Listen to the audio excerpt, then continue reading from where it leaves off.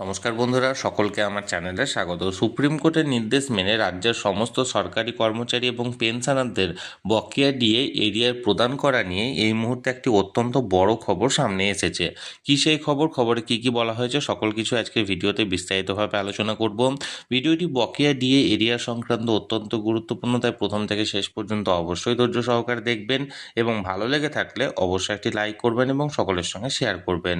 আর সেই সাথে চ্যানেলে যদি প্রথমবার হয়ে থাকেন এই রকমের ইনফরমেটিভ ভিডিও আরও দেখার জন্য, যারা এখনও পর্যন্ত এই চ্যানেলটিকে সাবস্ক্রাইব করেননি তারা অবশ্যই চ্যানেলটিকে সাবস্ক্রাইব করে নিতে ভুলবেন না। তাহলে চলুন আমরা বিস্তারিত জেনে নিই। দেখুন, এটি একটি নামী সংবাদপত্র প্রতিবেদনের অংশ। এখানে হেডলাইন্স দেওয়া হয়েছে, ডিএ মেটাতে তৎপর নবান্ন, নড়ে চড়ে বসেছে প্রশাসন। দেখুন এখানে কি বলা হয়েছে মূল প্রতিবেদনে। বকেয়া মহার্ঘ ভাতা নিয়ে দীর্ঘ টানাপোড়েনের মাঝে অবশেষে সক্রিয় হলো নবান্ন। রাজ্যের সরকারি সাহায্যপ্রাপ্ত বিশ্ববিদ্যালয়গুলির কাছে শিক্ষক ও কর্মীদের সামগ্রিক তথ্য চেয়ে পাঠানো হয়েছে জরুরি নির্দেশে।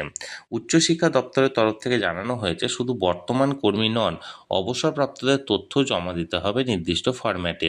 লক্ষ্য 2016 থেকে 2019 সময়কালের আর্থিক হিসাব নির্ভুলভাবে নির্ধারণ করা। এক প্রশাসনিক আধিকারিকের কথায়, প্রতিটি তথ্য যাচাই করে ডেটাবেস তৈরি করতে হবে যাতে কোনো অসঙ্গতি না থাকে। ভিডিও মারফত নথি যাচাইয়ের ওপর বিশেষ জোর দেওয়া হয়েছে। দীর্ঘদিন ধরে ডিএ ইস্যুতে ক্ষোভে ফুঁসছেন কর্মীদের একাংশ। এক শিক্ষক সংগঠনের প্রতিনিধি বলেন, এই প্রক্রিয়া দ্রুত শেষ হলে বকেয়া পাওয়ার আশা বাড়বে। প্রশাসনের অন্দরের মত, এই উদ্যোগ শুধু হিসাব নিকাশ নয় বরং ভবিষ্যৎ সিদ্ধান্তের ভিত্তি করার প্রস্তুতি।